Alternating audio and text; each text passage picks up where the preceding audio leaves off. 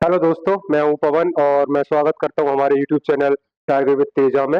आज हमारी class number 6 का है और प्रैक्टिस सेशन हम लोग कर रहे हैं। पीवाईक्यूज क्वेश्चंस लगा रहे हैं। ये क्लास नंबर 6 है हमारी आधुनिक भारत की। और इससे पहले 5 क्लास हो चुकी हैं। अगर आपने वो नहीं देखी तो 5 क्लास जाके देख ले एक बार, और उससे आपको थोड़ा सा कहा जाए कि क्वेश्चंस का लेवल पता चलेगा, किस तरीके से क्लास चल रही है हमारी वो पता चलेगा, और किस तरीके से हमको तैयारी करनी है वो भी पता चलेगा। ठीक है। और आज हम शुरू करते हैं क्लास अपनी 6। पीवाईक्यू सेशन चल रहा है। तो जिन बच्चों ने आज जो हमारी क्लास देख रहे हैं तो उसको थोड़ा सा मैं बता दूं। हम इतिहास में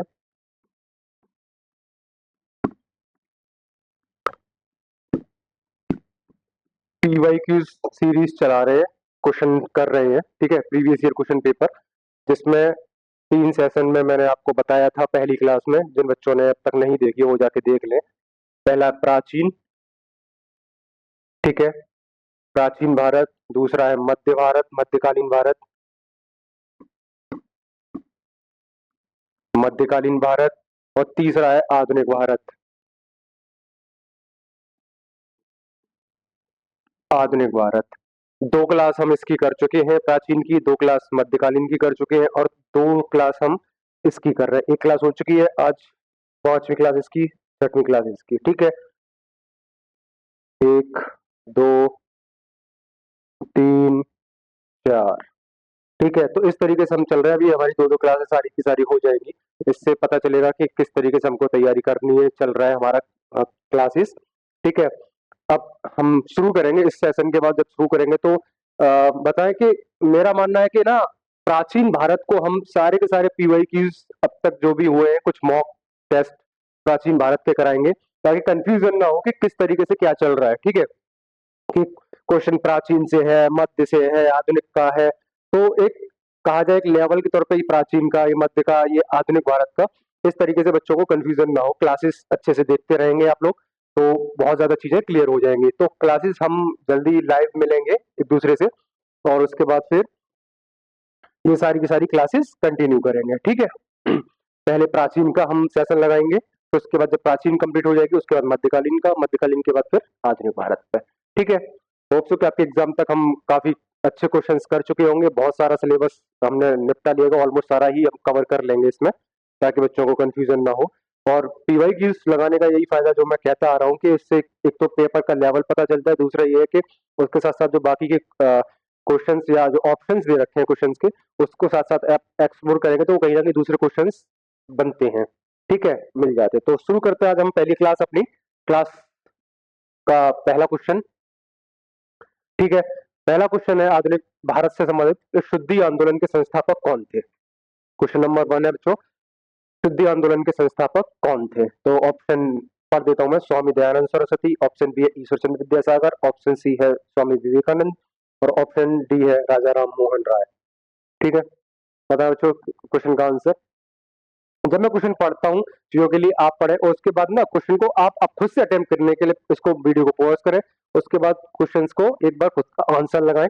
उसको मैं एक्सप्लेनेशन दे ही रहा हूँ, आपको पता चलेगा। अगर सही है तो कॉन्फिडेंस बिल्डअप होगा। अगर एक बार के लिए क्वेश्चन गलत भी होता है बच्चों, तो उतना टेंशन लेने की जरूरत नहीं है।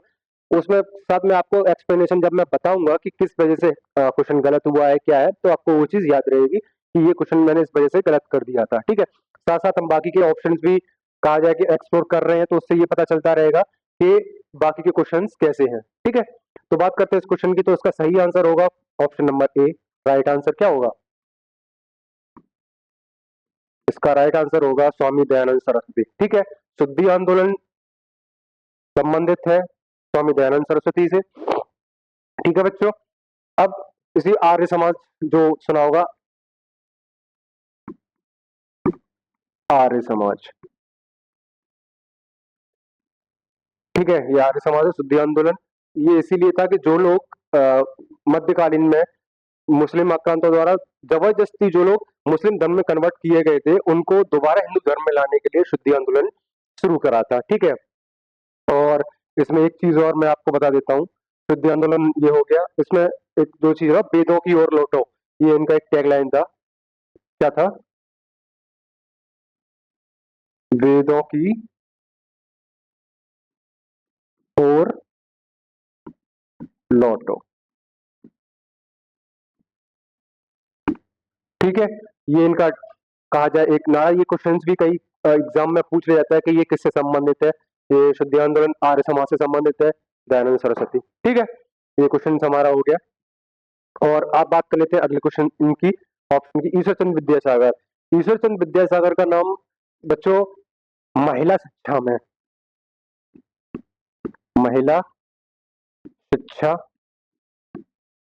महिला शिक्षा से जुड़े हुए थे, एक ऑप्शन। और इसका दूसरा पॉइंट है विधवा पुनर्विवाह। विधवा पुनर्विवाह में इनका बड़ा ही योगदान रहा है, जो कहा जाए एक्ट बना, अधिनियम बना है, उसमें इनका बड़ा ही रोल रहा है। ये सारे के सारे ना, ये आधुनिक भारत के कहा जाए जो सामाजिक आंदोलन जो हुए थे, जिनको चेंजेस किए गए थे, उनमें जो कमियां थी उनको सॉल्व करने के लिए एक सुधारक के तौर पे ये सारे के सारे नाम आते हैं। इनमें बहुत सारे नाम है, ये बाकी के यहाँ दे रखे हैं, और भी कई सारे नाम है। ये सब चंद्रसेन हो गए, और हमारे कई सारे जिन्होंने शिक्षा में काम किया, महिलाओं के लिए काम किया, समाज में जो कुरीतियां थी उनको ठीक करने के लिए जो काम किए गए, वो सब सुधारकों में आता है। पहला नाम राजा राम मोहन राय का आता है।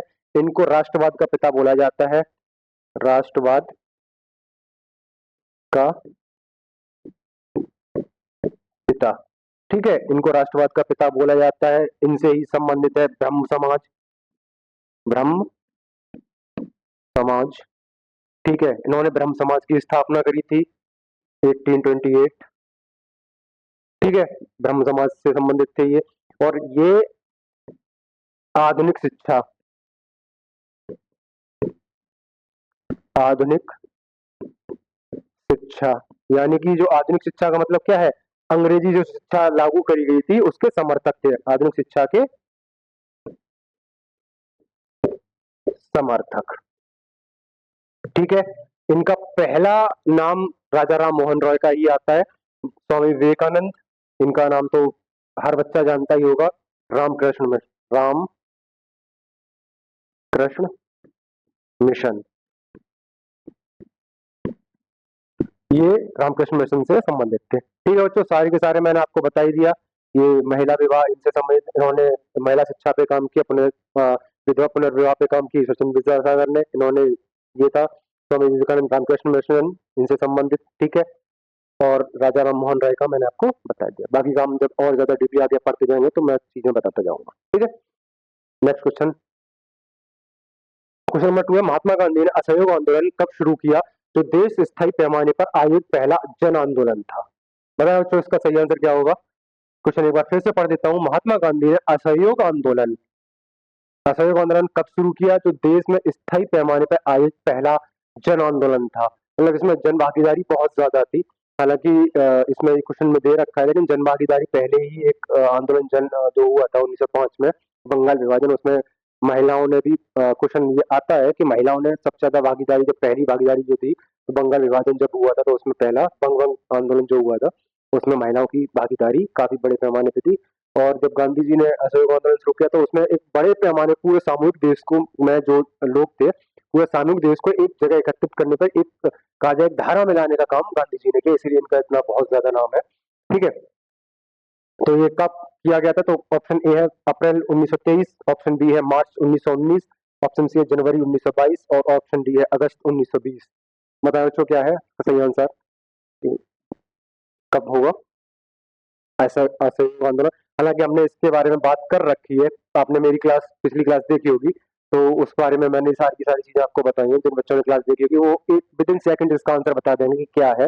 तो पीवाई क्यूज लगाने का यही फायदा होता है कि क्वेश्चन नए नहीं बनते हैं, बस क्वेश्चन का पैटर्न चेंज हो जाता है, कोर बेस वही रहता है कि आपने एक बार इस चीज को पढ़ लिया है तो उसके साथ साथ आपको वो चीज पता रहनी चाहिए कि क्वेश्चन, एक क्वेश्चन तो ऐसा पूछ लिया और बाकी के क्वेश्चन एग्जामिनर कैसे बना सकता है, इस बारे में हम पीवाई क्यूज लगाते हैं तो पता चलता है, साथ में एक्सप्लोर करते हैं ऑप्शंस को तो पता चल जाता है कि हाँ ये क्वेश्चन और भी इस तरीके से बन सकते हैं, ये वाला कॉन्सेप्ट और भी इस चीज में लिंक है। ठीक है, तो इसका सही आंसर बच्चों क्या होगा? अगस्त 1920। 1900 असहयोग आंदोलन 20 से शुरू करके 22 तक चला था। ठीक है, 22 ईस्वी तक। अब गांधी जी के बारे में मैंने आपको बताया, असहयोग आंदोलन, इनसे पहले इन्होंने चंपारण शुरू करा था सबसे पहला, ठीक है, 1917 में। फिर अगला किया था खेड़ा, ठीक है, ये मैंने 1918 में। और उसके बाद फिर आया था अहमदाबाद, अहमदाबाद 1918, ये भी।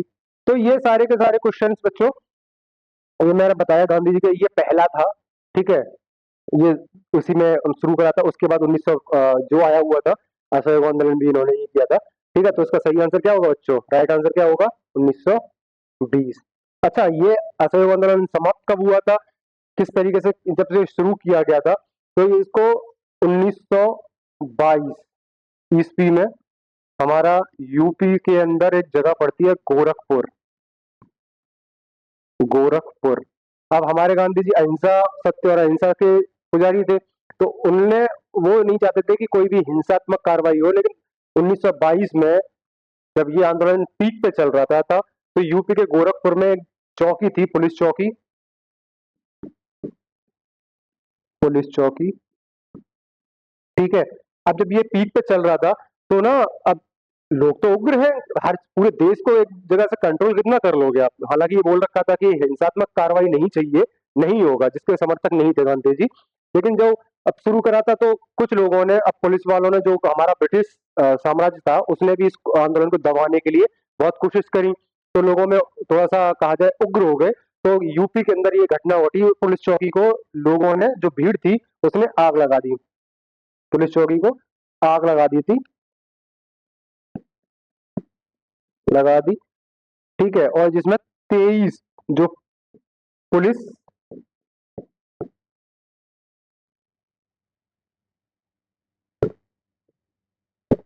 जो पुलिस कर्मचारी थे, उनकी मृत्यु हो गई थी, ठीक है, पुलिस वालों की मृत्यु हो गई थी। तो ये एक हिंसात्मक कार्रवाई, अब क्या है ना, ब्रिटिश को मिल गया कि भाई मौका, कि इन्होंने मतलब ये कार्रवाई कर दी है, तो उन्होंने फिर, आप जानते ही हो, जब अब उनको एक मौका मिलना चाहिए, जब तक एक मौका नहीं मिलता इंसान को कि भाई इसने ये करा, तब तक तो चलो ठीक है, एक बार लिमिट में रहता है बंदा, कि भाई कोई भी दंगा नहीं हुआ, कुछ भी नहीं हुआ, तो कोई कार्रवाई नहीं कर सकते ना आप।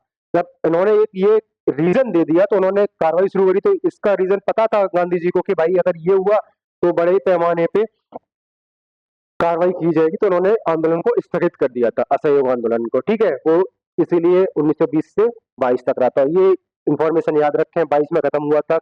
और क्या हुआ था, यूपी में जिस जगह पड़ती है गोरखपुर, चोरा चोरी, इसको जो स्थान है वो मैं लिख देता हूँ, इसको बोलते हैं चौरा चोरी कांड, ठीक है। ये ये हुआ था 1922 में, ठीक है। तो इसका सही आंसर क्या होगा? 1920, ठीक है। क्वेश्चन नंबर 3 कर लेते हैं। 1774 में सर्वोच्च न्यायालय को किस शहर में फोर्ट विलियम को शीर्ष न्यायालय के रूप में स्थापित किया गया था? तो 1774 में, अगर क्लास आप देख रहे होंगे, तो ये बड़ा ही फैमिलियर हो गए होंगे इस चीज से, कि मैंने इस बारे में सारा बताया है आपको, ठीक है। तो शीर्ष न्यायालय स्थापित किया गया था, वो कहाँ किया गया था, क्वेश्चन पूछा गया है। तो इस बारे में मैंने आपको प्रीवियस कुछ जो क्लासेस थी उसमें बताया हुआ है बच्चों। अगर आपने देखी है तो एक बार पता होगा इसका आंसर। अगर जिन बच्चों ने नहीं देखी, वो एक बार जाके इस चीज को देखें, और आपको विद इन सेकंड्स पता चल जाएगा कि आंसर क्या है, ठीक है। क्वेश्चन, उसका ऑप्शन है कोलकाता, ऑप्शन बी है दिल्ली, ऑप्शन सी है शिमला, और ऑप्शन डी है मुंबई। बताओ बच्चों क्या है इसका सही आंसर? होगा बच्चों कलकत्ता। राइट आंसर क्या होगा? कलकत्ता। अब 74 की बात कर लेते हैं, ये पता होगा आपको, 1773 में आया क्या था, रेगुलेटिंग एक्ट,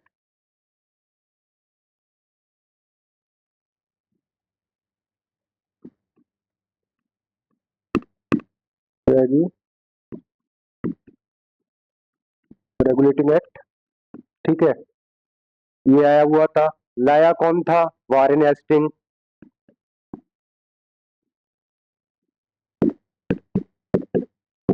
ठीक है।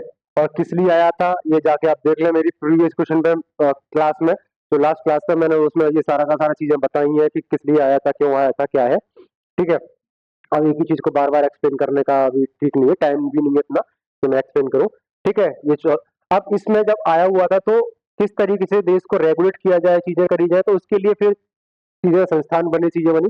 तो उसी में न्याय के लिए जो संस्थान बना था, सर्वोच्च न्यायालय, सुप्रीम कोर्ट जो था, वो बनाया गया था, ठीक है, 74 में वो बना हुआ था, वो कलकत्ता में बनाया गया था। और एक चीज और, एक इन्फॉर्मेशन और दे देता हूँ, इसके जो न्यायाधीश थे, पहले न्यायाधीश, ये क्वेश्चन पूछा जाता है, ठीक है बच्चों, पहले न्यायाधीश जो थे वो सर इम्पे, ठीक है बच्चों, ये पहले न्यायाधीश, ये याद रखें इनका नाम, क्वेश्चन में कभी भी पूछा जा सकता है कि पहले जो न्यायाधीश थे वो कौन थे, ठीक है, ये सर इम्पे, ठीक है। अब पढ़ लेते हैं हम लोग नेक्स्ट क्वेश्चन की तरफ। क्वेश्चन नंबर 4 है, सत्याग्रह की शक्ति के किस शक्ति पर जोर दिया गया? सत्याग्रह जो हुआ था उसकी शक्ति जो थी, किस शक्ति पर जोर दिया गया था? पहला था गरीबी, ऑप्शन बी है सत्य, ऑप्शन सी है दुर्बलता, ऑप्शन डी है क्षमता। ये तो बिल्कुल कहा जाए कि सही का क्वेश्चन है, 2019 में पूछा गया है, ठीक है। सत्याग्रह तो सीधा सत्य से संबंधित होगा, राइट आंसर क्या होगा इसका? सत्य, ठीक है। सत्याग्रह का मतलब होता है सत्य के लिए आग्रह करना, इसका अर्थ क्या होता है? सत्य के लिए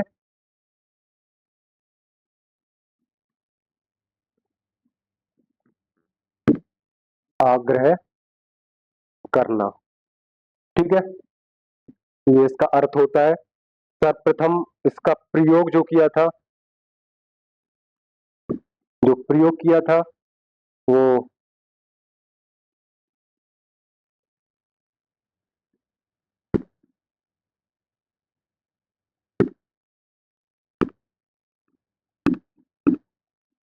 महात्मा गांधी जी ने प्रयोग किया था। और भारत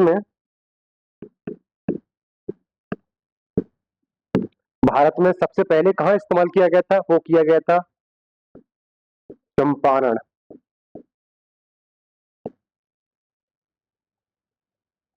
चंपारण आंदोलन, ठीक है,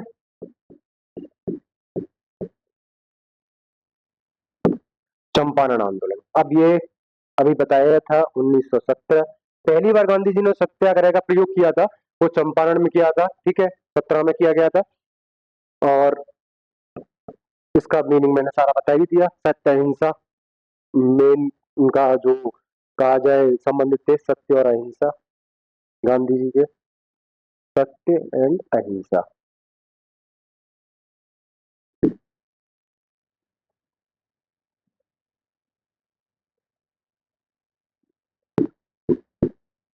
सत्य एंड अहिंसा, ठीक है बच्चों, सत्य और अहिंसा से संबंधित गांधी जी थे हमारे। और सत्य के लिए आग्रह, इसका मीनिंग हो जाएगा सत्य ये है, बाकी का मैंने बता ही दिया। सर्वप्रथम ये क्वेश्चन भी पूछा जा सकता है, ये इंपॉर्टेंट है, इसका याद रखना, जो भी मैं आपको एक्सप्लेनेशन बता रहा हूँ ये नहीं है कि बस ऐसे ही सुन लिया और निकाल दिया, उसको बेसिकली दिमाग में रखना है, क्योंकि ये मैं बहुत इंपॉर्टेंट चीजें बताता जा रहा हूँ साथ साथ ही, ताकि आपको क्वेश्चन में हेल्प मिले आप जब अटेम्प्ट कर रहे होंगे, ठीक है। ये नहीं है कि पूरा एक बार थ्योरी कितना याद कर लोगे, अगर पीओई ठीक से सुन भी रहे होगे या चीजें अटेम्प्ट कर रहे होंगे ना, तो ये कई सारी चीजें कवर कर रहा है, अगर आपको थोड़ा सा लग रहा होगा यूजफुल। अगर आप भी नहीं लग रहा है ना, जब पेपर अटेम्प्ट कर रहे होगे, मॉक लगाओगे आप, तब आपको पता चलेगा कि हाँ सर ने ये एक चीज क्या बताई थी, ताकि जो हेल्पफुल लगेगा आपको, ठीक है, आपको लगेगा कि हाँ तब हेल्पफुल हो सकता है, अभी ना लग रहा हो, लेकिन जब आप पीओई क्यूज लगा रहे होंगे या आप जब मॉक लगा रहे होंगे ना, या क्वेश्चन अटेम्प्ट कर रहे होंगे, तब आपको पता चलेगा कि ये सारी चीजें आती हैं क्वेश्चन में, ठीक है। अब ये जा रहा क्वेश्चन जो मैंने आपको बताया था कि पहली बार भारत में जो इस्तेमाल किया था, भारत में फर्स्ट टाइम, ठीक है, जो इसका इस्तेमाल किया था सत्याग्रह का, वो कौन से आंदोलन में किया था गांधी जी ने? ये क्वेश्चन बन सकता है, तो ये चंपारण में किया था, ठीक है। आप क्वेश्चन नंबर 5 दे रहे थे, द्वितीय गोलमेज सम्मेलन जो सेकंड राउंड टेबल मीटिंग थी, वो कौन से ईयर में संपन्न हुआ था? इस बारे में भी मैं आपको लास्ट क्लास में बता चुका हूँ, अगर जिन बच्चों ने क्लास देखी है वो बहुत ही अच्छे से जवाब दे सकते हैं इसका। और ये भी बताया था कि कांग्रेस कब शामिल हुई थी, कब नहीं हुई थी, और कांग्रेस की तरफ से कौन शामिल हुआ था, कौन नहीं हुआ था, ठीक है, कितने गोलमेज सम्मेलन हुए, तो वो सारे का सारा मैं बता चुका हूँ। जो बच्चों ने हमारी क्लास नहीं देखी वो एक बार जाके देखें, तो इसका सही आंसर क्या होगा? द्वितीय गोलमेज सम्मेलन 1931। और इसका कारण भी क्या था कि क्यों सम्मिलित हुए, वो भी मैंने आपको बताया हुआ है इस क्लास में, और एक्सप्लेन करना चाहे तो मैं बता सकता हूँ, ठीक है। ये द्वितीय गोलमेज जो सम्मेलन हुआ था, कुल मिला के जो गोलमेज सम्मेलन हुए थे, मैं बता देता हूँ बच्चों के लिए। गोलमेज सम्मेलन, ठीक है, ये ब्रिटेन में हुए थे। और किस लिए हुए थे कि भारत में जो कहा जाए कि शासन जो चल रहा था उसमें क्या इम्प्रूवमेंट किए जाए, किस तरीके से किया जाए, क्योंकि जो जब हुआ था 1931 में सेकंड वाला, जो पहला वाला हुआ था, तो मैं यहाँ लिख देता हूँ, तीन हुए थे मेनली, ठीक है। तो जब तीन हुए थे तो पहला हुआ था 1930 में, दूसरा हुआ था 1931 में, और 1932 में। तो कांग्रेस ने पहले में पार्टिसिपेट नहीं किया, दूसरे में पार्टिसिपेट किया था, तीसरे में फिर से पार्टिसिपेट नहीं किया। तो ये याद रखें बच्चों, ठीक है। और कांग्रेस की तरफ से पार्टिसिपेट जब किया गया था तो एम के गांधी, यानी कि महात्मा गांधी ने पार्टिसिपेट किया था, ठीक है। मोहनदास करमचंद गांधी नाम है, एम के गांधी इनको बोलते हैं, ठीक है। इन्होंने पार्टिसिपेट किया था। गांधी इरविन समझौता जो हुआ था वो आपको सबको पता ही है, उसके बाद पार्टिसिपेट किया था। क्लास आप लास्ट क्लास देखेंगे तो आपको बहुत अच्छे से पता चल जाएगा। इसका सही आंसर क्या है? 1931 गोलमेज सम्मेलन, ठीक है। क्वेश्चन नंबर नेक्स्ट है हमारा, द्वितीय विश्व युद्ध जो हुआ था, भारतीय सहयोग को सुरक्षित करने के लिए क्रिप्स मिशन जो भारत आया था, वो किस वर्ष भारत आया था? पहली बात तो ये आपको पता होना चाहिए कि सेकंड वर्ल्ड वॉर हुआ कब टाइम था। दूसरा, क्यों आया था ये पता होना चाहिए।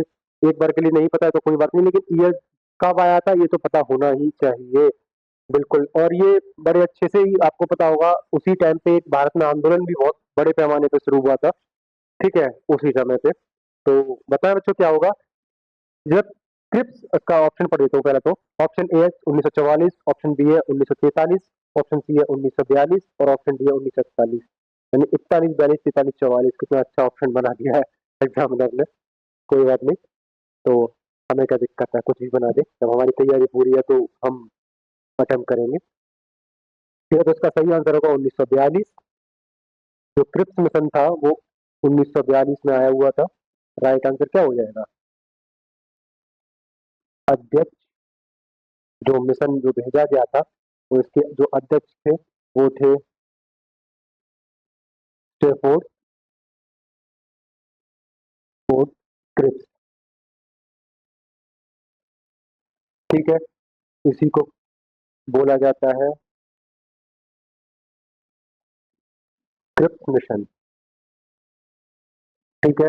ये इसीलिए भेजा गया था कि जब वॉर चल रहा था, सेकंड वर्ल्ड वॉर, तो उस टाइम पे अंग्रेजों का जो वॉर चल रहा था, पूरे विश्व युद्ध चल रहा था, तो उस टाइम पे भारतीयों को पार्टिसिपेट करने के लिए वहां की सरकार ने बोला कि भाई ऐसे चल नहीं चल पाएगा इस वॉर में ना, इंडिया के जो लोग हैं, इंडिया की जो वो कहा जाए कि लोग हैं, वहां की कांग्रेस है, उनसे बोलो कि हमें इंडिया का सपोर्ट चाहिए। तो उसके लिए एक मिशन भेजा गया था, तो वो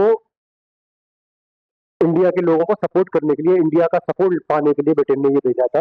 और ये संबंधित थे, ये क्वेश्चन भी पूछा जाता है या पूछ ले कभी भी, तो मैं बता देता हूँ, लेबर पार्टी से, लेबर पार्टी, ठीक है, यूके, लेबर पार्टी, ठीक है, लेबर पार्टी से संबंधित थे, जो भेजा था लेबर पार्टी, ये यूनाइटेड किंगडम, ये याद रखें, ठीक है। फिफ्थ मिशन मैंने आपको बता ही दिया है। इसने बहुत सारी चीजें कांग्रेस के सामने रखी, रिकमेंड करी कि हम ये चीजें, अगर वॉर जीतते हैं, खत्म होता है, उसके बाद हम भारत को डोमिनेशन स्टेट देंगे, और बहुत सारी चीजें थी। अब उतना डीपली पढ़ने की जरूरत नहीं है, वो मतलब यूपीएससी में पूछा जाता है, पीसीएस में पूछा जाता है, वो पूछता है, लेकिन अभी आपके लिए तो इतना जरूरत नहीं है, वो कॉन्सेप्चुअल चीजें हैं, ठीक है। ये क्वेश्चन आते रहते हैं हालांकि पेपर में, यूपीएससी में, आईएएस के में पूछा गया, पीसीएस में पूछा गया, ये आता है, ठीक है। अब मैं एक चीज और बता देता हूँ, 1942 में ही आप देखोगे भारत छोड़ो आंदोलन, भारत छोड़ो आंदोलन, ठीक है, ये याद रखें। 1942 में क्या हुआ था? भारत छोड़ो आंदोलन, ठीक है। चल लेते हैं हमारे नेक्स्ट क्वेश्चन की ओर। मेरे साथ शायद इतना एक्सप्लेनेशन काफी है आपको चीजों के लिए, और जहाँ पे भी एक्स्ट्रा मिलेगा तो मैं और भी बताते जाऊंगा।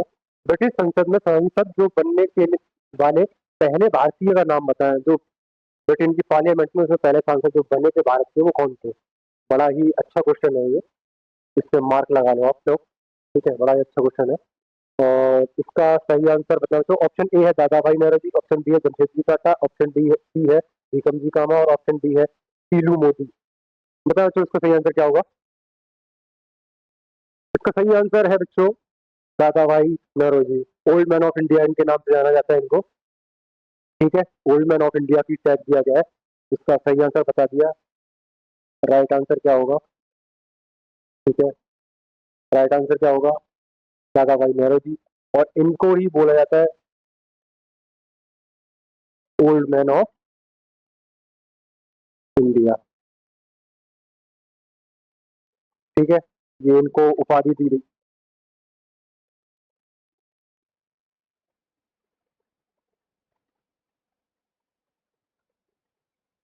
कपिल, कपिल।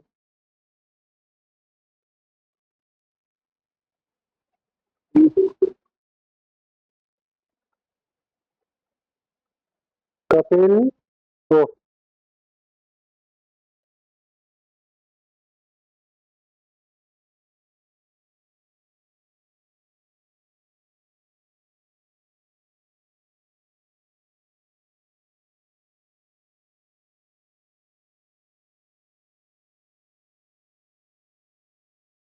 ठीक है, ओल्ड मैन ऑफ इंडिया का उपाधि इनको मिली हुई है। ठीक है, इनको ओल्ड मैन ऑफ, इन्होंने दादा भाई नौरोजी जो थे, अब इन्होंने एक उस टाइम पे क्या था, ब्रिटेन जब धन को लूट रहा था, इंडिया को लूट रहा था, तो इन्होंने ना एक थ्योरी दी थी कि जो भारत से ब्रिटेन क्या है ना धन को लेके चला जा रहा है, मतलब जितना भी रेवेन्यू कलेक्ट होगा उसका 1/4 ब्रिटेन अपने पास ले जा रहा है। ठीक है, उसी को बोलते, इसी को तो बोलते, तभी इन्होंने ही ये सबसे पहले साइंटिफिकली प्रूव किया था कि ब्रिटेन भारत का शोषण कर रहा है, आर्थिक शोषण कर रहा है। ठीक है, दादा भाई नेहरू जी ने, इनकी एक पुस्तक भी बड़ा फेमस है। ठीक है, वो मैं आपको पूरा सेशन बताऊंगा किसकी क्या पुस्तक है, किस तरीके से क्या है, किसने क्या दिया था। ठीक है, जमशेदजी टाटा, उन्होंने क्या किया था? जमशेदजी टाटा का था नाम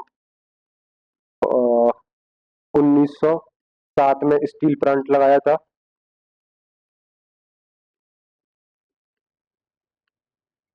ठीक है, 1907 में क्या लगाया था? स्टील प्लांट लगाया था। ये इनका हो गया। भीकम जी कामा, इन्होंने पहली बार भारत में वो, इन्होंने पहली बार भारत का झंडा फहराया था।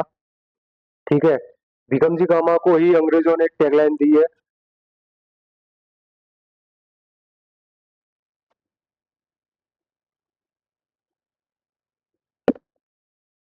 हेलो। हाँ, भीकम जी कामा जो इनका था, इनको भी बड़ा ही एक वो टैगलाइन दी है। इनको क्रांति की माता का नाम दिया गया है। ठीक है, चलो इनका तो कोई वो नहीं है। तो ये सारे के सारे हैं ओल्ड मैन ऑफ इंडिया, मैंने आपको बता ही दिया, दादा भाई नौरोजी जी। ठीक है, इनकी बड़ी अच्छी पुस्तक है, क्या कहते हैं, poverty in British rule in India, ये बुक का नाम है। फिलहाल तो मैं यहाँ पे अभी लिखना चाहूँ तो लिख दो, हालांकि याद रखना आप लिख लेगा। ठीक है, poverty in British rule in India इनकी बुक का नाम है। हालांकि बुक का सेशन और किसने किया था वो सारा का सारा हम नेक्स्ट में लेके आ जाएंगे। अच्छा, क्वेश्चन नंबर 8 है। 1930 प्रथम राष्ट्रमंडल खेलों का आयोजन कहाँ किया गया था? तो इसका सही आंसर बताओ। पहला ऑप्शन है कनाडा, ऑप्शन बी है रूस, ऑप्शन सी है जर्मनी और ऑप्शन डी है भारत। बताओ 1930 में जो प्रथम राष्ट्रमंडल खेल का आयोजन किया गया था, कहाँ किया गया था? उसका सही आंसर है कनाडा। अगर पता है तो पता है, नहीं पता है तो क्वेश्चन गलत हो जाएगा। फैक्चुअल चीजें हैं एक्चुअली ये। ठीक है, कनाडा में हुआ था, इसमें एक्सप्लेनेशन की कोई जरूरत नहीं है। क्वेश्चन नंबर 9 है। प्रथम विश्व युद्ध जो हुआ था 14 से 18 तक के दौरान, तो क्या इम्पैक्ट रहा उसका प्रभाव के दौरान? प्रभाव बताना है हमको, क्या प्रभाव था। ठीक है, जो विश्व युद्ध हुआ था तो उसका प्रभाव क्या है? पहला ऑप्शन है कीमतें लगभग दोगुनी हो गई थी वस्तुओं की। कीमतें लगभग अपरिवर्तित नहीं, कोई चेंज नहीं हुआ। ऑप्शन सी है कीमतें 3 गुनी वृद्धि हो गई थी और ऑप्शन डी है कीमतें में 10% की वृद्धि, 10% की कम वृद्धि हुई। तो ये थोड़ा सा कॉन्सेप्चुअल क्वेश्चन है बच्चों। अगर थोड़ा सा अगर आईक्यू के हिसाब से लगाओगे तो बना लोगे आप थोड़ा बहुत, लेकिन ये कॉन्सेप्चुअल अगर आपने नहीं पढ़ा तो ये क्वेश्चन का गलत होने का चांसेस बढ़ जाते हैं। तो इसका सही आंसर, पहली बात तो बता देता हूं मैं, जब अगर एक सिंपल सा बताऊं आपको, जब वॉर चल रहा है, ठीक है, अगर युद्ध चल रहा है, युद्ध होगा तो सबसे पहला क्या होता,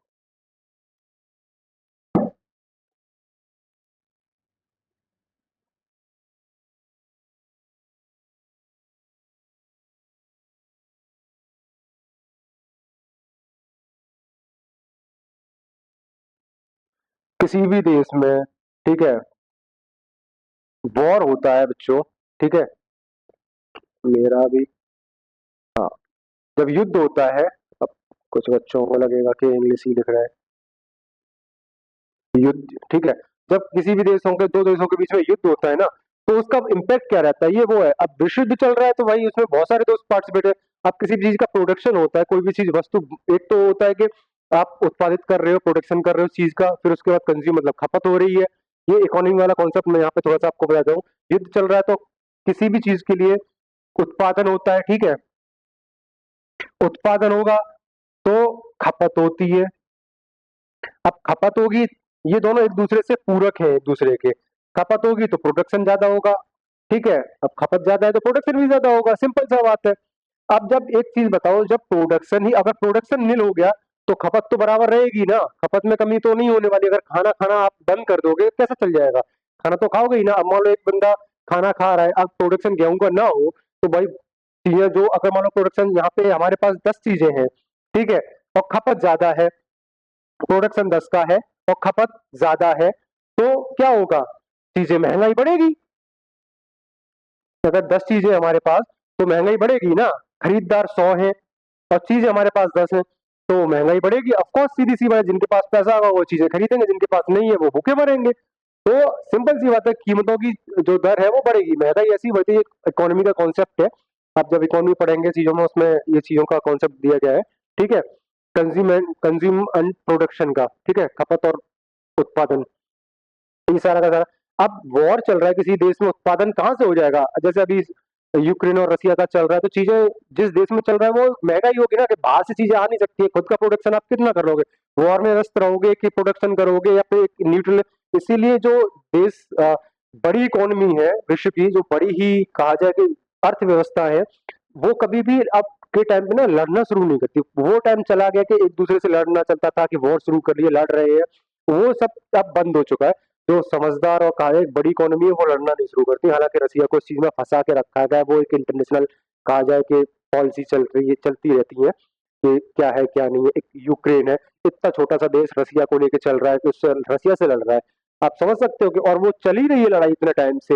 रसिया चाहे तो 2 दिन ऐसे यूं विद इन सेकंड वॉर को खत्म कर देगा, लेकिन नहीं है, लेकिन वो चलाया जा रहा है, चलाया जा रहा है। तो उसका भी बहुत इंटरनेशनल पॉलिसियां ऐसी चलती हैं, इंटरनेशनल इम्पैक्ट रहते हैं, या कहा जाए राजनीति पॉलिटिक्स इस तरीके से चलती है कि आप नहीं चल सकते। नाटो उसको सपोर्ट कर रहा है, अमेरिका सपोर्ट कर रहा है, तो काउंटर हो रहा है, चीजें चल रही है, तो ये चीजें नहीं है, ठीक है।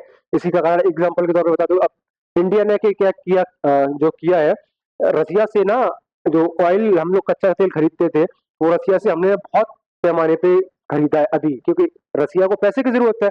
हम ट्रेड कर रहे हैं, वहां से तेल ला रहे हैं, पैसा दे रहे हैं, ठीक है, जो वॉर में। तो अब क्या है, जो वहां के जो लोग हैं, तो जो चीजें खरीद रहे हैं, वहां पे जो खपत है चीजें हैं, प्रोडक्शन जो है वो कम हो जाता है, खपत बराबर रहती है, तो वो चीजों में कीमतों में वृद्धि तो होगी ही होगी। तो वही कॉन्सेप्ट यहाँ पे पूछा गया। तो क्या इम्पैक्ट था जो द्वितीय विश्व युद्ध चल रहा था, तो इसका सही आंसर क्या होगा, कीमतें लगभग दोगुनी हो गई थी। इसका राइट आंसर क्या होगा, इसका सही आंसर होगा बच्चों, कीमतें जो थी वस्तु की वो दोगुनी हो गई थी। अब पहले से भारत में इतनी गरीबी, उसके बाद चीजें और ज्यादा, जब प्रोडक्शन नहीं हुआ तो महंगाई तो बढ़ेगी। वही टाइम था कि काफी ज्यादा चीजें रही, ठीक है। 1910, क्वेश्चन नंबर 10 है हमारा, भारत सरकार अधिनियम 1919, ये मैंने आपको बताया हुआ है बच्चों, 23 दिसंबर 1919 में लागू हुआ था। इस अधिनियम की सिफारिश किए गए सुधारों पर को शामिल किया गया है। बताइए ये 1919 आया कैसे था, ये बताना है पहली बार तो हमको। ये जो 1919 अधिनियम आया था, तो कौन लेके आया था, किस तरीके से, इसका दूसरा नाम भी बताएं बच्चों, ठीक है, इसका दूसरा नाम भी बताएं। भारत सरकार अधिनियम, एक तो ये नाम है इसका, भारत सरकार अधिनियम, ठीक है, ये याद रखने वाली बात है। और इसका सही आंसर बच्चों क्या होगा, कर्जन। वो एक पहला ऑप्शन है कर्जन, ऑप्शन बी है मॉन्टेग्यू चेम्सफोर्ड, ऑप्शन सी है राष्ट्रीय योजना, और ऑप्शन डी है मिंटो, मार्ले मिंटो, ठीक है। आप सुधारों की बात पढ़ते आएंगे तो मैं उस बारे में आपको बता दूंगा, एक क्रोनोलॉजी के हिसाब से वो आपको पता रहेगा कौन सा चार्टर एक्ट आया, कब आया, कौन सी ईयर में आया। ठीक है, तो इसका सही आंसर होगा मॉन्टेग्यू चेम्सफोर्ड। राइट आंसर क्या होगा? Montagu Chelmsford. और ये 1919 में आया हुआ था। ठीक है, 1919 में आया हुआ था। ठीक है, और भारत सरकार अधिनियम ये ठीक है शामिल किया गया था। अब इसके बारे में थोड़ा सा मैं आपको बता देता हूँ। इस 1919 में और इसी के टाइम पे लागू किया गया था प्रांतों में द्वैत शासन। प्रांतों में द्वैत शासन जो था वो लागू किया गया था मॉन्टेग्यू चेम्सफोर्ड के टाइम पे ही। ठीक है, इसी एक्ट के बाद लगाया गया था। और इसी पे आया, इसकी सिफारिश पे ही लोक सेवा आयोग, लोक सेवा आयोग, लोक सेवा आयोग का आपको पता ही है कौन है।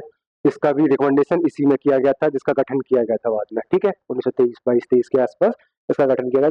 मतलब वही IAS IPS जो बनाए जाते थे वो आयोग का गठन जो किया गया था वो यही था। बात कर लेते हैं मार्लियामेंटो 1909 में। ये बहुत इंपॉर्टेंट है बच्चों, मार्लियामेंटो। इसी में मुस्लिमों को पृथक निर्वाचन मंडल का जो था वो कॉन्सेप्ट आया हुआ था, अलग से वोटिंग राइट्स दे दिए गए थे मुसलमानों के लिए। ठीक है, करजन का नाम तो आप जानते हैं, करजन के बारे में मैंने आपको लास्ट टाइम बताया, राष्ट्रीय योजना बनाई गई थी, इस बारे में भी है। ठीक है, ये क्वेश्चन अगला कर लेते हैं। क्वेश्चन नंबर हमारा 1911 है, क्वेश्चन नंबर 11 है। 1930 के दूसरे गोलमेज सम्मेलन में BR अम्बेडकर यानी कि भीमराव अम्बेडकर ने क्या मांग की थी? द्वितीय गोलमेज सम्मेलन जो मैंने अभी लास्ट क्वेश्चन इसके बारे में बताया हुआ था 1930 यहाँ लिख दिया, हालांकि वो 31 होना चाहिए। द्वितीय गोलमेज सम्मेलन 1931 में हुआ था। ठीक है, तो जो अम्बेडकर थे, भीमराव अम्बेडकर, उन्होंने क्या डिमांड की थी? अगर थोड़ा सा भी अगर हल्का सा हिस्ट्री पढ़ा हो गया है अम्बेडकर के बारे में, थोड़ा सा सुना भी होगा तो वो बड़े अच्छे से आप बता दोगे, नहीं भी तब भी कोई दिक्कत नहीं है। क्वेश्चन आंसर तो मैं बताऊंगा ही आपको। इसका ऑप्शन ए अस्पृश्यता का, ठीक है, इसकी मांग की थी।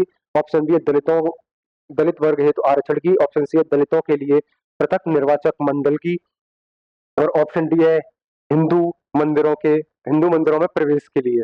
क्या डिमांड की थी द्वितीय गोलमेज सम्मेलन में? ये मैंने आपको बताया हुआ था। कांग्रेस ने पार्टिसिपेट किया था, गांधी जी गए थे। ठीक है, सेकंड में गांधी जी गए हुए थे। और गांधी तो अम्बेडकर भी गए हुए थे, अम्बेडकर को भी बुलाया गया था, तो अम्बेडकर ने वहां डिमांड की थी।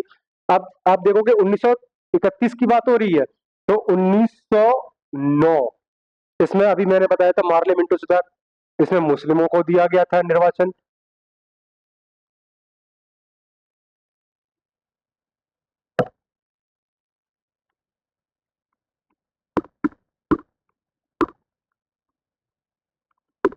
मुस्लिमों को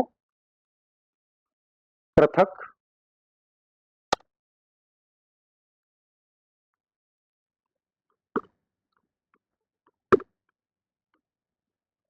पृथक निर्वाचन, मुस्लिमों के लिए पृथक निर्वाचन। ठीक है, 1909 में दिया गया था। फिर 1909 के बाद फिर 1919 आया था, जो अभी मॉन्टेग्यू चेम्सफोर्ड की बात कर रहे हैं। इसमें महिलाओं के लिए, महिलाओं को, सिखों को पृथक निर्वाचक के लिए दिया गया था, ये चीज है। अब भाई ये चीज चल रही है, जब जब द्वितीय गोलमेज सम्मेलन हुआ तो भाई अंबेडकर उस टाइम पे दलितों के नेता थे, तो उन्होंने बोला था कि भाई हमको भी चाहिए, दलितों के लिए अलग से पृथक निर्वाचक मंडल की डिमांड की थी अंबेडकर जी ने। ठीक है, फिर भाई दलितों के लिए भी तो कुछ करो, क्योंकि वो दलित नेता थे, तो उन्होंने बोला था कि भाई मेरे को, हम लोगों को भी ये चाहिए, क्योंकि कहा जाए अम्बेडकर का नाम बहुत बड़ा नाम है बच्चों। अम्बेडकर को हल्के में नहीं ले सकते, इतना वेल एजुकेटेड आदमी, और जिसने अपनी जिंदगी में बहुत ज्यादा चीजें फेस करी है, उसके बावजूद भी आज इस लेवल पे पहुंचा। देश का पहला कानून मंत्री बना, जिसने प्रारूप समिति का अध्यक्ष भी बनाया गया था जिनको। ठीक है, यही कॉन्सेप्ट था।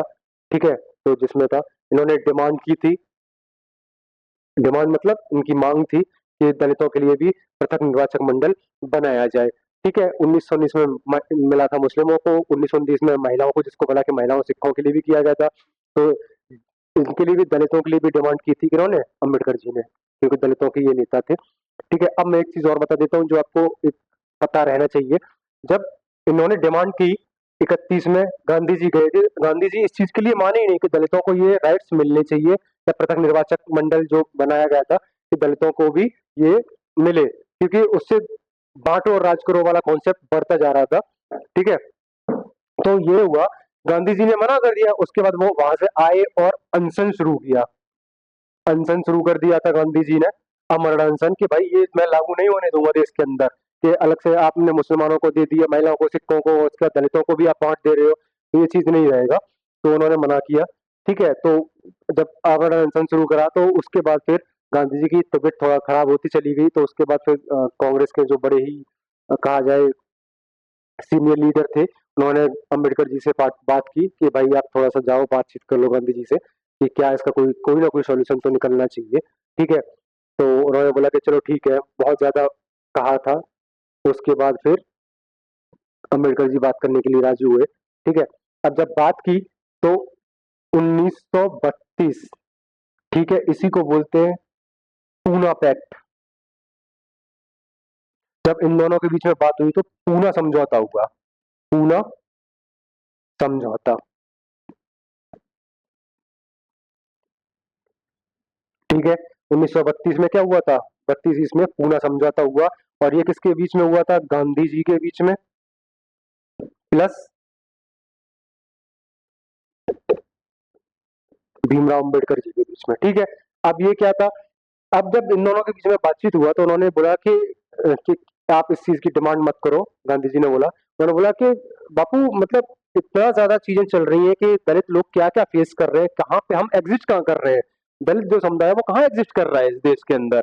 आप हर तरीके से, हमारा आर्थिक शोषण हो रहा है, मानसिक शोषण हो रहा है, फिजिकली हो रहा है, मेंटली, इकोनॉमिकली तो हम कहीं सर्वाइव नहीं कर रहे हैं। तो बड़ा ही आप देखोगे कि दलितों का बहुत सालों से, पीढ़ियों के, मतलब हजारों साल से शोषण होता आ रहा है। ठीक है, ये कहना था अम्बेडकर जी का। उन्होंने बोला कि हमारे पास तो ना राइट्स है, ना समाज में जगह है, ना हम फाइनेंशियल स्टेबल है, हम क्यों है फिर, अगर नहीं करेंगे तो क्या। तो ये चीज गांधी जी को समझ में आई कि हाँ, हमें एक बड़ा तबका भी साथ लेके चलना पड़ेगा, ये चीज भी है। और उसी के बाद गांधी जी ने सक्रिय राजनीति से कहा जाए इस्तीफा दे दिया। और उन्होंने फिर एक हरिजन, आपने देखोगे हरिजन जो शब्द है वो दलितों के लिए इस्तेमाल किया। ठीक है, उन्होंने फिर दलितों के लिए काम करना शुरू करा बड़े पैमाने पे। ठीक है, दलितों के लिए काम करना शुरू करा। और यही चीज था कि इसका जो इम्पैक्ट निकला, तो वो दलितों के लिए काफी काम किया। फिर गांधी जी से उनका यही बॉन्डिंग रहा कि लास्ट में फिर जब देश आजाद के टाइम पे संविधान सभा बनी, तो गांधी जी की रिकमेंड पे ही अम्बेडकर जी को संविधान सभा में पार्टिसिपेट कराया गया। ठीक है, और वो चुनाव लड़े और जीते। उसके बाद उन्होंने प्रारूप समिति का अध्यक्ष बनाया गया। इन्होंने, जिन्होंने संविधान लिखा, हमारे बाबा साहेब जी ने, यही कहा पहला, जब इलेक्शन हुआ, चीजें हुई, उसके बाद इनको पहला कानून मंत्री भी बनाया गया। ठीक है, ये मैंने आपको बता दिया। ये बहुत इंपॉर्टेंट चीज है बच्चों, एक बार याद रखना। ठीक है, पूना पैक्ट कब हुआ था, किस तरीके से है। ठीक है, ज्योति गोलमेज सम्मेलन, तीसरे में पार्टिसिपेट कांग्रेस ने नहीं किया था। ठीक है, अगला क्वेश्चन बात कर लेते हैं, क्वेश्चन नंबर 12, चोरा चोरी कांड किस आधुनिक राज्य में से। अरे ये क्वेश्चन तो मैंने अभी लास्ट क्वेश्चन में बताया ही था, बड़े अच्छे से बता दोगे। यूपी, गोरखपुर। गोरखपुर, ठीक है, गोरखपुर में जगह चोरा, ये है यूपी में गोरखपुर। गोरख गोरखपुर, ठीक है। गोरखपुर, ठीक है, जहाँ पे हमारे आज के टाइम पे यूपी के सीएम यहीं से है, गोरखपुर से। ठीक है, यूपी में चोरा चोरी कांड हुआ था, ये मैंने बता ही दिया कब हुआ था, 1922 ईस्वी में। ठीक है, ये, अब पीवाई की इसका यही तो फायदा है, जो मैंने आपको बताया हुआ था। आप साथ साथ अगर एक्सप्लोर करते जा रहे हो तो।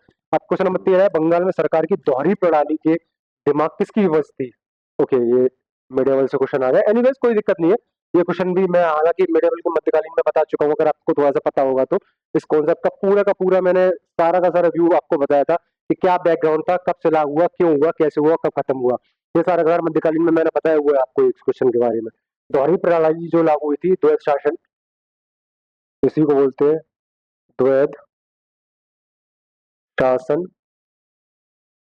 प्रणाली। ठीक है, द्वैध शासन प्रणाली जो लागू हुई थी, ये शुरू हुई थी 1764 से शुरू होके 1700, इसको 73 तक लेके चलते हैं। ये शुरू हुआ था इलाहाबाद संधि, ठीक है। 1764 इलाहाबाद संधि 64 और 65 में हुई थी, 65, ठीक है, ईस्वी में इलाहाबाद की संधि। और ये जो हुआ था वो बक्सर का युद्ध, ठीक है। अब शायद याद आ गया होगा बच्चों को कि क्या है क्या नहीं है। अच्छा, ठीक से दिख रहा है क्या बच्चों, नहीं दिख रहा है? ठीक है, मैं थोड़ा सा और साफ कर देता हूँ, हालांकि ये मैंने इसलिए लिख दिया, ठीक है। 1714 बक्सर का युद्ध, ये मैंने इसीलिए जल्दी जल्दी चीजें बता दी, हालांकि ये मैं प्राचीन मध्यकालीन भारत में सारा बच्चों को बता चुका हूँ। अब जब ये पता है, इलाहाबाद की संधि बता दी, चीजें बताई, तो ये आपको बहुत अच्छे से पता चल जाएगा। राउत जो क्लाइव था, क्लाइव ने ही संधि करी, संधि उसी की उपज थी, ये सारी की सारी चीजें, ठीक है। वारेन हेस्टिंग आया था ये, इसने इसको रेगुलेटिंग एड इसके टाइम पे आया था, 1772 में इसको कराया गया था, तो इसने इसको फिर समाप्त किया था, ठीक है।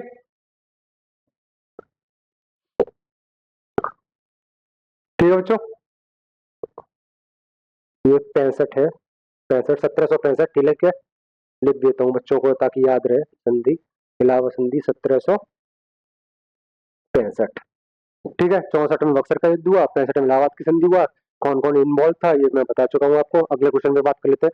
महात्मा गांधी ने असहयोग आंदोलन कब शुरू किया, जो देश स्थायी पैमाने पे आयोजित पहला जन आंदोलन था? अच्छा, ये क्वेश्चन शायद मेरे हिसाब से रिपीट हो गया, जन आंदोलन की बात तो हमने कर ही ली थी, असहयोग आंदोलन की। ये क्वेश्चन था 1920 में, अगस्त 1920 में, ठीक है।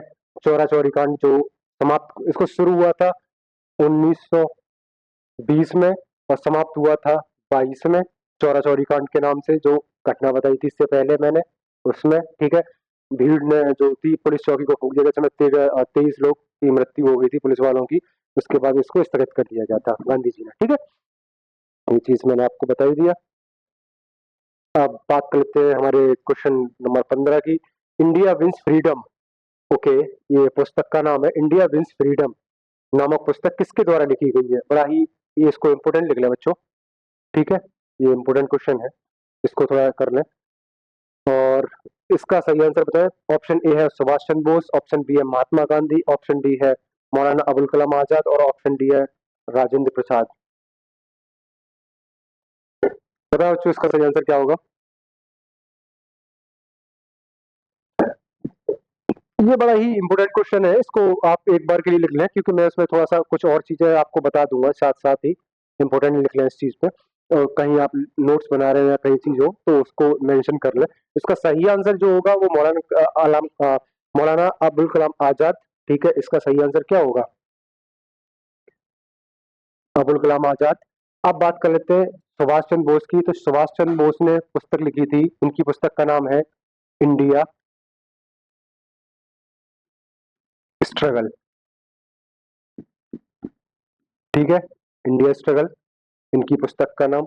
महात्मा गांधी ने पुस्तक लिखी Hind Swaraj, Hind Swaraj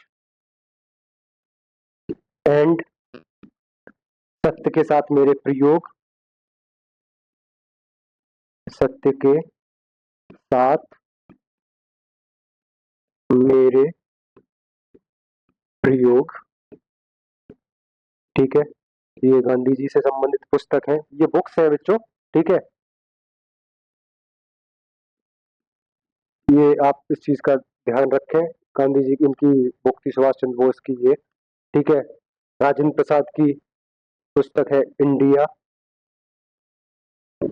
divided,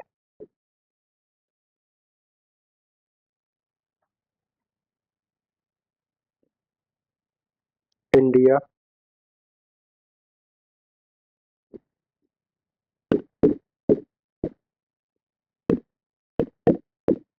India divided, ठीक है, मतलब भारत का विभाजन, इनकी ये जो बुक है, ठीक है। दिख रहा है ना बच्चों? यहाँ लिख देता हूँ बुक, ठीक है। इंडिया डिवाइडेड जो है बुक है वो राजेंद्र प्रसाद जी की है। अबुल कलाम आजाद की India wins freedom, Mahatma Gandhi Hindu Swaraj, सत्य के साथ मेरे प्रयोग यानी कि experiment with the truth, with my truth जो है वो इनका है। हिंदू स्वराज हो गया, इनकी पुस्तक का नाम है। ठीक है, सुभाष चंद्र बोस, इंडिया डिवाइडेड। एक पीटी नेहरू की पुस्तक बहुत ही पूछी जाती है, नेहरू। ओके, नेहरू, पंडित जवाहरलाल नेहरू की बात कर लेते हैं। एक और ऐड कर लो यहाँ पे आप, जवाहरलाल नेहरू। नेहरू,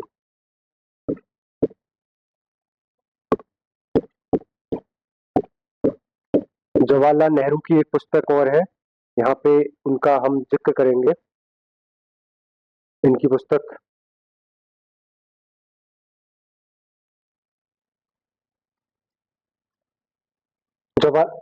जवाहरलाल नेहरू की भी एक पुस्तक है बच्चों, डिस्कवरी ऑफ इंडिया, यानी कि भारत एक खोज, भारत की खोज, भारत की खोज, discovery of India, PT Nehru की। ये बहुत ही इंपॉर्टेंट क्वेश्चन है जो पूछे जाते हैं, वो पुस्तक जो नाम है। ठीक है, भारत एक खोज या भारत की खोज, डिस्कवरी ऑफ इंडिया। ठीक है, ये आज का क्वेश्चन बता ही दिया मैंने आपको। नेक्स्ट क्वेश्चन पे बात कर लेते हैं। अच्छा ओके, क्वेश्चन आज का सेशन हमारा यहीं खत्म होता है बच्चों। तो अगर क्वेश्चन क्लास लाइक पसंद आई हो, क्लास अच्छी लगी हो तो लाइक करें और कमेंट करें, और हमारे यूट्यूब चैनल को सब्सक्राइब करें। पीडीएफ जिन बच्चों को भी चाहिए वो टारगेट बेस पे जाके इस हमारे टेलीग्राम चैनल पे जाके पीडीएफ डाउनलोड कर सकते हैं। अगर आप नोट्स बना रहे हैं तो अच्छी बात है, नहीं बना रहे हैं तब भी कोई दिक्कत नहीं है, आप पीडीएफ निकलवा लें, उससे पढ़ सकते हैं। ठीक है, और अभी हमारा सेशन पीवाईक्यू जो चल रहा है सारा का सारा, होप्स हो कि आपको पसंद आ रहा होगा थोड़ा। ठीक है, और अच्छा लग रहा है, या कोई भी आप चेंजेस चाहते हैं, आपको लगता है कि एक्सप्लेनेशन ज्यादा हो रहा है या एक्सप्लेनेशन कम हो रहा है, तो इस बारे में आप कमेंट करके मुझे बता सकते हैं कि ये थोड़ा सा इम्प्रूवमेंट चाहिए आपको, या किस तरीके से चाहिए, या जैसा सेशन चल रहा है वैसा। हालांकि मैं अपने लेवल पे बेस्ट कराने की कोशिश कर रहा हूँ। ठीक है, और करा भी रहा हूँ। बाकी का कुछ भी जो भी चेंजेस होगा तो आप मुझे बता दीजिए, जैसा भी है। ठीक है, मिलते हैं हमारी नेक्स्ट क्लास में, जल्दी हम अपना लाइव क्लास के अंदर मिलेंगे चीजों में। ठीक है, और मिलते हैं हमारी नेक्स्ट क्लास के अंदर। Thank you so much.